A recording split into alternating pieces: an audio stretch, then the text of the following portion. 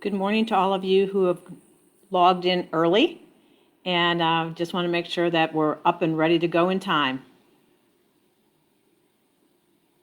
Hey, Leah, how are you? Good morning. Good morning.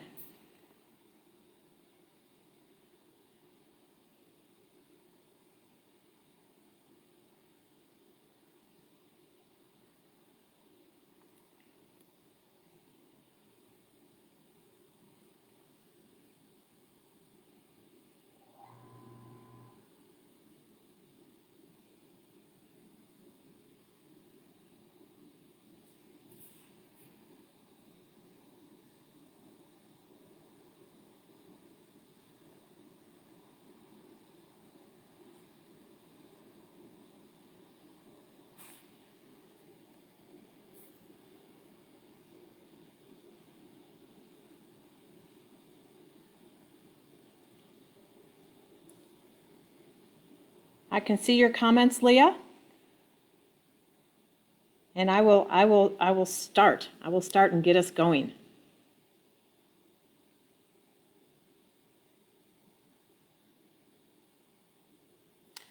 Well, good morning to everyone. I'll just start out with an introduction of who I am. But before I do that, I really want to thank Leah McGrath and Build Up Dietitians for their great Facebook postings, promoting our profession in ways that only members can. So as a member, I'm really grateful to have that. Hey, Daniel, good morning. How are you? So a little bit about me. My name is Roberta Anding, and I am a practicing sports dietitian in Houston. You can reach me, follow me on Twitter, just at Roberta Anding. You can follow some of my more, I'm going to say maybe in-depth postings on sports nutrition, including infographics, as I am the dietitian for the Rice Owls. And so oftentimes we post more in-depth content if you're looking for that. And certainly you can Facebook friend me, and I'll be more than happy to accept friendship invitations from other dietitians. So in my career, I have been really very fortunate to be able to build programs. So I was the first sports dietitian for the Houston Texans, and so I opened up the building back in 2003 when the franchise actually got kicked off the ground. Then was at the Texans for 12 years and then moved on to the Astros. And actually those two jobs overlapped a little bit. Moved on to the Astros and was part of the Astros organization for 9 years. Because both of those jobs were consulting, I also was the sports dietitian for Texas Children's Hospital in adolescent and sports medicine. Did that for 17 years. So I think it speaks to the diversity that you can have when you are a sports dietitian. You get to reinvent yourself and really just explore ways that you could improve or meet your own career goals. Also, in the last year and a half, I've been very fortunate to partner with two of the best sports dietitians I know, Leslie Bonsi and Jen Ketterly. And we have formed a company called Performance 365.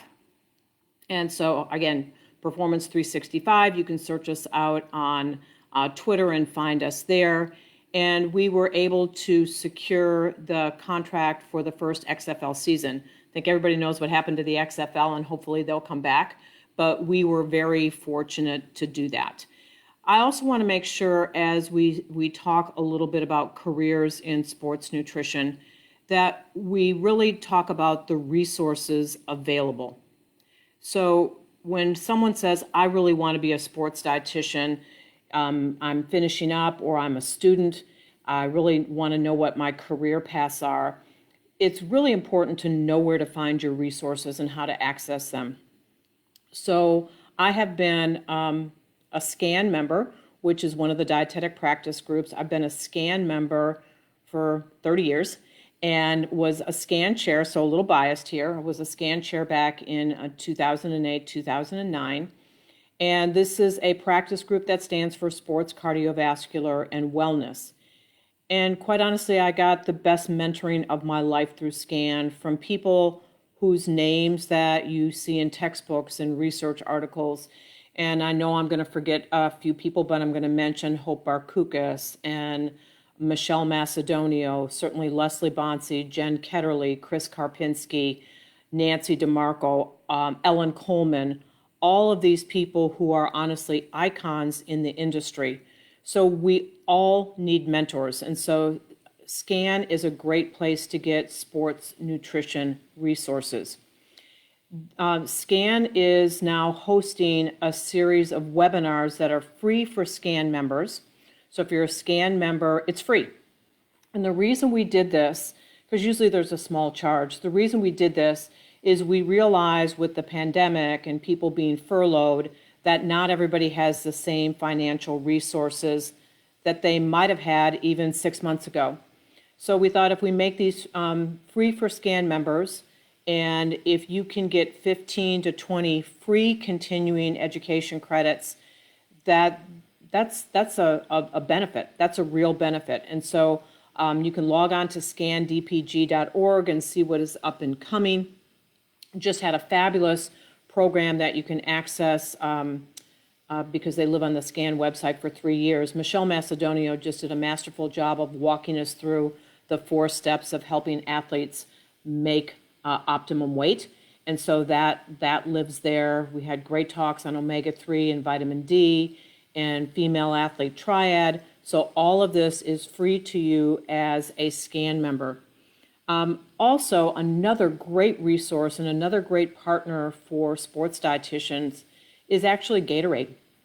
Gatorade and the Sports Science Institute put out all kinds of not only educational resources, but educational opportunities for folks that really just need more expertise and more skill. And so another webinar that's coming up is on June 18th on the SCAN website, 4 o'clock Central Standard Time, again, free if you're a SCAN member. And what Gatorade and SCAN have done is they are partnering to develop something called the Sports Fueling Project.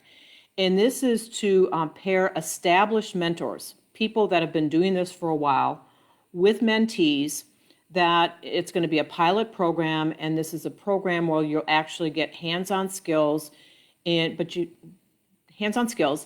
2 major cities, Chicago and Dallas. And so if you live in either one of those locations, you should really look at the Sports Fueling Project and tune into that webinar. In addition, through the Sports Fueling Project, there's going to be a series of what are called master classes. These are classes that are taught by experts in football nutrition or baseball nutrition, nutrition assessment, where you could log on and build your skills.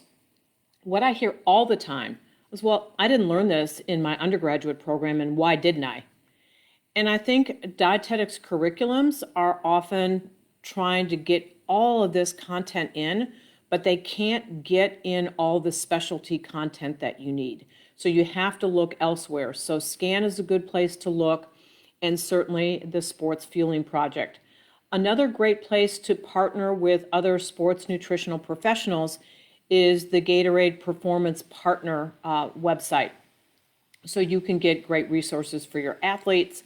And coming up this week on June 16th is going to be a fabulous program by my 2 partners in crime, Jen Ketterly and Leslie Bonsi, again, sponsored by Gatorade, where we're looking at how are we going to get athletes back in COVID? How are we going to do that? What kinds of precautions? How are you going to feed people? How are you going to hydrate people? So Jen and Leslie are going to walk through some really great evidence-based practice from what we know on hygiene and keeping athletes safe. So that will be another great opportunity. So really didn't want to miss talking about the resources between SCAN, the Sports Fueling Project, the master classes, and then all the links that are going to be available on the Gatorade Performance Partner website. So as I'm chatting on, make sure that if you have questions or you want to make comments or add in your own expertise, that you just put that in the chat box, and so we can address those as we go through. So getting started in a career in sports nutrition, you have to have a mentor. You really have to have a mentor. And oftentimes we think it's only a dietitian. It's only a dietitian. Only a dietitian can mentor me. And I'm going to give you an example for me at the Texans. I was a sports dietitian before I got the job at the Texans, but hadn't worked in pro sports. And so my mentor was actually Dan Riley, who was the head strength coach, and he had 4 Super Bowl rings with another team to his credit. And he helped me navigate the world of professional athletes because he had been there and obviously been there on a high level. And the pearls of wisdom that I learned from Dan, I use today. And one of the pearls of wisdom he gave me was literally know who you work for.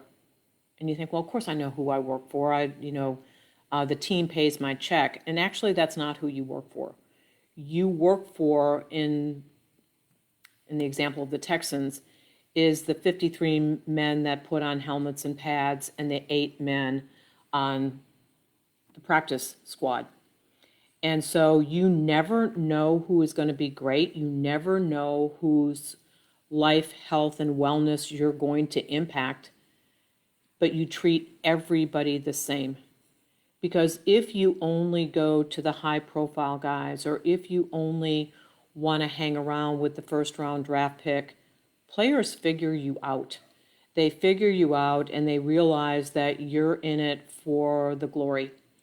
And I can honestly say, after being at the Texans for 12 years, for me, the best compliment I can ever get is when I hear from a former player that will contact me and say, you helped me back in 2008, and I didn't know who else to ask, so I thought I would contact you. And in reality, that just means at some point you had an impact. But I learned that from my mentor. Also learned from my mentor, and I won't use all of his colorful language, the importance of being on time. So, true story, I was stuck in traffic, and of course, Houston is a city of 4 million people, so traffic is an issue, and I should have known that. We had an early meeting, 7 o'clock, and I was driving to Reliance Stadium, and there was a big accident. Couldn't get off, I'm stuck. I'd left in what I thought was plenty of time, but I was late. So I walked into a meeting. I was the only female. Walked into a meeting, and Dan looked at his watch and said, "Roberta, what effing time is it?" And I said, 7:05, and then made the mistake, and I said, "But." And he proceeded to dress me down in front of everybody sitting at that table. And I realized, okay, that was a bad mistake. I shouldn't have made an excuse. I should have just owned it, apologized, and sat down. And I didn't. And I learned that I had to be held to the same standard. I had to be held to the standard of you are on time. And in the NFL, if a player is late, they are fined, and they are fined varies by team, but you can get fined if you're significantly late, up to $1,500. So you can't be late. So Dan Riley was my mentor and really helped me to survive as long as I did in the NFL, just based on his wisdom, his expertise, and guiding me through the NFL. I felt that my nutrition knowledge was strong enough, but what I didn't know was the pro athletes. And then when I got the job at the Astros, my mentor, although he probably wouldn't know it, is Carl Schneider, who was the clubhouse manager, and he managed everything that goes in and out of that clubhouse, from food to uniforms to bats, all of that. And I always went to Carl and would say, "Tell me what you think about this. Here's what I'm thinking about doing. Do you think that this would fly?" And he would always give me an honest answer. Not an answer that necessarily agreed with me, but an honest answer. So having mentors is really important. If you feel like, man, I'm at the beginning of my career and I really need to build my skills around sports nutrition, find a sports dietitian who would be willing to guide you through that. What do you need to know? And again, can't underestimate the sports fueling project that Scanning and Gatorade are going to do. That's going to just be an amazing way for selected mentees to get that expertise. But if that's not something that you can do, then reach out. Reach out. But reach out maybe with a specific goal. What I'd like to learn is, or could you help me understand dress code? You know, simple things that are just going to help you to navigate the world a little bit better. So that the mentor and mentee relationship is important. But remember, it's a relationship, right? So when it's a relationship, and that's what it is, when it's a relationship, what you're really looking for is give and take. So be prepared to tell your mentor how you can help them. So teaching at Rice, and we don't have a dietetics program at Rice, but I teach a nutrition course and I can offer internships to my Rice students. So this semester I had a fabulous intern, and Brooke Evans, and she said, I can make infographics for you. I can develop content. I can do annotated bibliographies. So when you are looking for someone to assist you, make sure you tell them what you want to do for them. So I don't know how this happened, but 1 year at the Texans, not a joke. Spring training, we were one of the only teams in the NFL at that time that allowed students, right? They allowed students. That's not universally true, more from a confidentiality standpoint. And keep in mind that when you are in a collegiate, high school, pro, any of those environments, it's HIPAA. You can't go out without an athlete's permission and say anything about what happened in that building. It's a violation of HIPAA. And so when you think about how to be really very responsible, is you really want to make sure that you sign any non-disclosure agreements or confidentiality agreements, or ask about it. Do you have a confidentiality agreement that you'd like me to send? And so I had, for training camp 1 year, 400 students who contacted me and said, I really would like to work with you at the Texans. And it came down to just a handful of people, because a lot of folks would email me and say, I really would love to work training camp, but I have an after-hours commitment. I have to be out of the building by 5. Well, if you know anything about training camp, it's 21 days straight. You leave when the work is done, and oftentimes that's 9 or 10 o'clock at night, and you got there at 5 a.m. So it's not helpful for you to set parameters of what you can and cannot do. Or are you going to pay me? And I didn't have a stipend for trainees. So it would be, but I need to get a summer job, and I can't believe the Texans wouldn't pay me. And so be respectful of the fact that when you're asking for a position or a spot, that there may not be money in the budget for you. There may not be the ability for you to have a job during that period of time because the hours are long. But that mentor can make your career, because he or she can write letters of recommendation for you based on how hard you work. So when you want that job, that you're going to be able to get it because you've got great letters of recommendation. So again, feel free to jump in at any point in time and drop some questions down in the chat box. And I'm just going to check and make sure that I'm not missing anyone. Okay. So bottom line is, make sure that you are willing to work hard. Make sure you're willing to work hard. So what kind of skills do you need to have? What kind of skills do you need to have? And I would suggest that you talk to lots of different sports dietitians and find out if they would agree, or they may add some additional skills on top of this. So when you look at the skills that you have to have, you need to know how to do an assessment. And an assessment may take a little bit different direction. So clearly knowing how to do a diet history, knowing the technology that's out there. Are you going to want that person to take pictures and send them to you? How are you going to get that information? Because I think we've all been in positions where it's, tell me what's the first thing that you had to drink or eat in the morning? Nah, I don't know. Didn't really have anything. Well, what might be typical for you? Sometimes a granola bar, but not always, because sometimes I run out. And you're just spinning your wheels trying to get this. So clearly part of that assessment is a dietary history. Don't ever give up MNT. Don't ever give up MNT. And I find this to be a common thread in people coming out of school. They'll say, well, I only want to work with someone who's healthy. So athletes don't get sick? Athletes don't have chronic disease? How are you going to manage hypertension in an athlete that's cramp prone and losing a lot of sodium in their sweat? I've had, I'm going to try and think through quickly, at least 5 athletes with type 1 diabetes. And being a diabetes educator, I did most of the dose adjustments.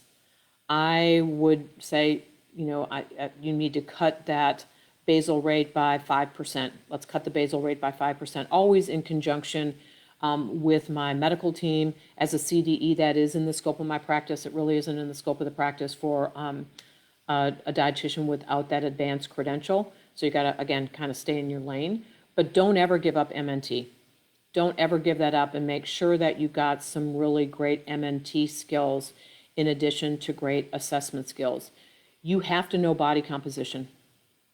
You have to know what it means. You have to know how to interpret it. You have to know how to modify it.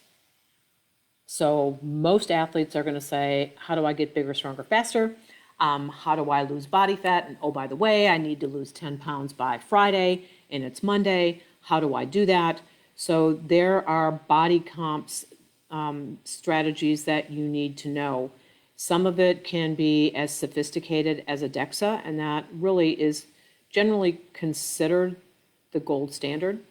When Reliance Stadium was being built, it's now NRG, but when it was being built, we could put in any body comp that we wanted.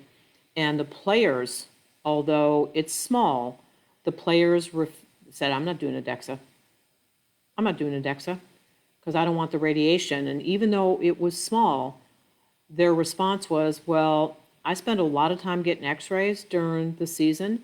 I know I'm exposed to some in-flight radiation because we fly, and I don't want any more. So the technology, even though it might have been the gold standard, wasn't going to work in that population. So we ended up with a bod pod, and the bod pod is what football players get at the combine. So if they're invited to the NFL combine, they get a bod pod. So we had a bod pod, and we tracked people. We did them multiple times during the season, and was, I'm going to say, successful. So knowing body comp and how to interpret it. And then depending on the sport, sometimes within, and football is probably going to be the one that we know the most about, is there are body comp standards by position. We don't really have that so much in baseball as you do in football. So clearly it's not only understanding how to do the body comp, but what are the standards? Are there standards? And so what I'm hinting to you is you have to go to the literature. You're going to have to look it up. Are there body comp standards in baseball? Are there body comp standards for people who made the World Series? What about a shortstop versus a pitcher? Because you really want to make sure that as you're helping that athlete modify their body comp, that they're heading in the right direction. Don't want to leave out our female athletes at all here, but you will need to have these body comp assessment tools and understand that sometimes a female athlete may lose her period at a percent body fat that you wouldn't think that they would. You'd think, okay, they still should have a period, they're 24% body fat, but they rapidly lost weight. So sometimes it's not only what percent body fat does that person have and their medical condition, but how quickly did they lose weight. I had a young woman at Rice who came to me, and these are her words, not mine. And she came to me and she said, I need to lose weight. And I said, okay, how did you come to that decision? And she said, well, I'm 5'6" and 160 pounds, and I'm fat. Again, her words, not mine. And I said, I'm looking at you. I don't think so. So we did a body comp on her. She was a sprinter, and she was 9%. There's no universal agreement in the literature at what percent body fat you lose your menstrual cycle. Part of it is, what technology did you use? Did you use calipers? Did you use DEXA? Did you use BodPod? And then it's, what is your natural somatotype? What is your body type? Are you that tall, lean person, naturally lean? Are you muscular? So she's 5'6" and 160 pounds, 9% body fat. So the question I asked is, do you have normal periods? And the answer was yes. So the next question would be what? Well, the next question is, are you on the pill? And she was not. So my response is, A, you certainly have a sprinter's body. You're muscular and fit. You have a sprinter's body. You, and validated by diet history, you are not underfueled. And so I need you to go home and kiss your parents, because you're genetically gifted, and no, you don't need to lose weight. I could make a bigger argument that you need to gain a little bit, but you don't need to lose weight. You don't need to lose weight at all. So understanding that body comp, how do you make those decisions? How do you interpret that is, again, a real critical skill in terms of how am I going to navigate this world. So you, again, MNT, assessment, body comp, and then it's putting together your team. How are you going to put together your team? And by that I mean, when you work in a hospital, you kind of know who your teammates are, right? You might have a boss, he or she might be a dietitian, you're going to have physicians and nurses and PTs that you work with. But in the world of sports, your teammates are a little bit different. At Rice, I see our athletic director once in a while. Once in a while might be once a month. So I don't interface with him, fabulous guy, but I don't interface with him on a regular basis. Why? Because he's too far up. He's not my teammate. My teammates are A, my athletes. That's first and foremost. Remember who you work for. The next group is who manages the health on a daily basis. And who manages the health and well-being on a daily basis in sports is a certified athletic trainer. Remember, they are not personal trainers. They are certified athletic trainers, and they are trained in anatomy and physiology. They're trained in rehab. They're trained in disease prevention, very similar to sort of the medical model that we are trained in as dietitians.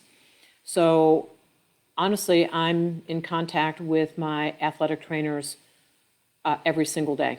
My boss at Rice is our head of sports medicine, is a certified athletic trainer. That was the same at the Texans and the same at the Astros. Doesn't mean we don't have fabulous team physicians, because we do. But on a day-to-day basis, my teammates are my ATCs. So if I want to know what's going on with an individual, I need to talk to the trainers.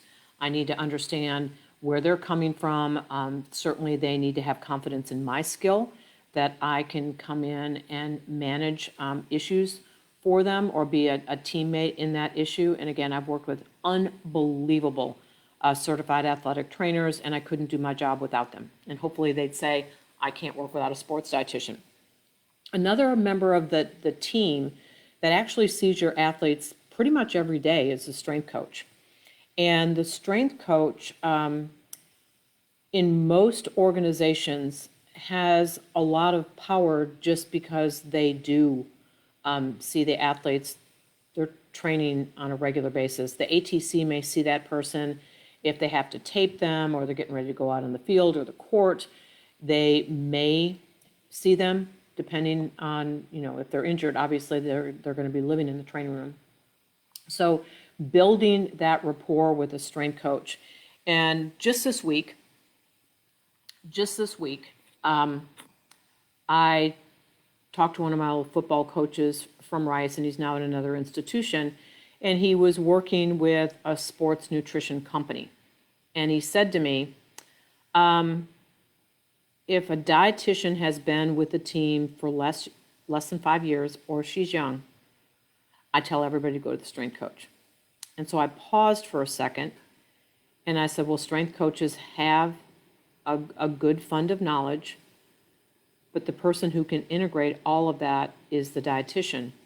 And his response to me is, that's not my experience, which was disappointing, to say the least. It was disappointing, to say the least. And so it was a little disconcerting to me as a sports dietitian to say, you know what, we've lost a little ground here.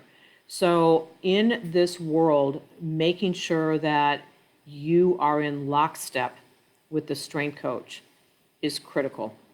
And in that world, you need to know dietary supplements. You absolutely need to know them. You need to know the difference between a certified and a not certified product. You need to read things like the IOC position paper on dietary supplements. You need to be up to date. You need to be up to date. You cannot say, let me get back with you over and over and over again, because at some point in time, the strength coach is going to give his or her opinion, and you may lose that athlete, or that athlete now looks that they're going to go to the strength coach. So again, my relationship with Dan Riley, Brendan Werner at the Astros, Hans Straub at Rice, these three men make me better, because they're going to tell me what's going on in the weight room and the kinds of things that are going on. So you literally have to have that really great relationship. And then I'll say the last thing that I think is really very critical, and it goes along with don't ever lose MNT, is athletes get hurt. Athletes end up injured, ACLs, catastrophic hip injuries. And we all learned in school about the difference between starvation and stress. When you're just cutting calories, you tend to preserve muscle stores. When you're injured, you don't.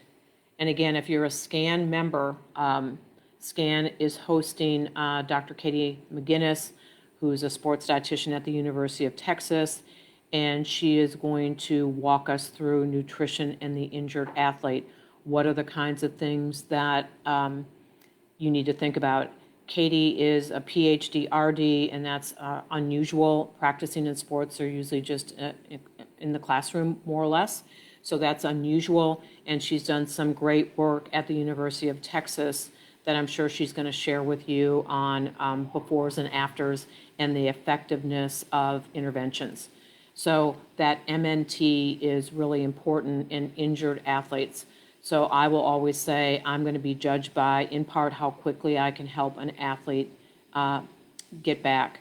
I think in a world of COVID, we're just scratching the surface of understanding how that disease works and the nutritional consequences. And so this is something else that you just really need to be able to follow the literature. So the organizations, I think, that are critical, obviously you've got to be an Academy member to be a SCAN member, so you need to do that.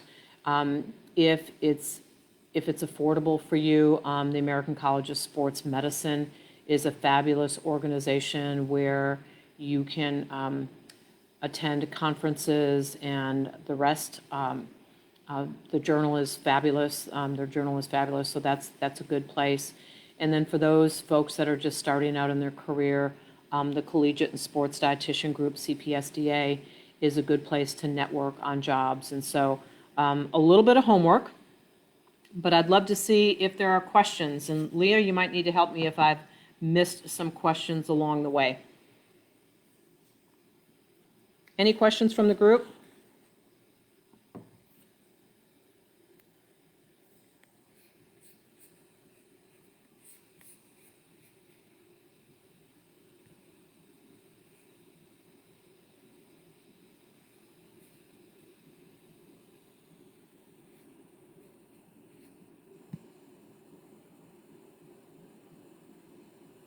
So I'm not sure if we don't have any questions, or Leah, if I just can't see them.